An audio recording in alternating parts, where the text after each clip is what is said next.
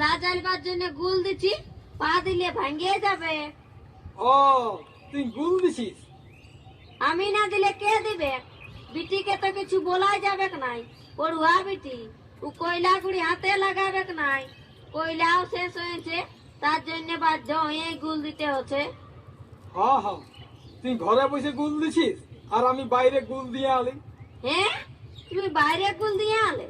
তুমি বাইরে গুল দিয়ে আলে কেনে? ঘরে দিতে পারলে নাই? একে আমার সময় নেই, আমি সালা কত কষ্ট করে গুল দিছি, আর তুমি বাইরে গুল দিয়ে আলে? ই গুল সে গুল লয়, এটা ঘরে দিবার গুল লয়, এটা বাইরে দিবার বটে। বাইরে দিবার বসে তো বাইরেই দিতে হয়, আমাদের কি বাইরে জায়গা নাই? এই তো ওই আইনগাটার জপটে কত জায়গা রয়েছে, সেইখানেই যাও।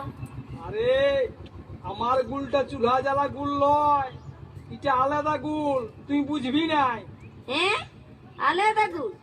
তাহলে তো আরো ভালো। হ্যাঁ গো, ওই মেশিন এনো কিসে হয় সেই গুলটা? তাহলে তো তুমি অনেক কিছুই জানো গো। তুমি যখন এত সুন্দর গুল দিতে জানো, তখন আমাকে এত কষ্ট দিয়েছো কেন? হ্যাঁ দেখো, আমার গুলা কেমন বেকা ঢেকা হচ্ছে। আহ, কি মজা করতে যায়, কি আনপড় মিয়ার পাল্লাই পড়ে আচ্ছা মুশকিল হইলো তো। কি গুন্দুর গুন্দুর করছো? বলি ই গুলটা সে গুল লয়, এটা তুই বুঝবি নাই। কেনে বুঝবো না? কেনে বুঝান দিলেই বুঝবো।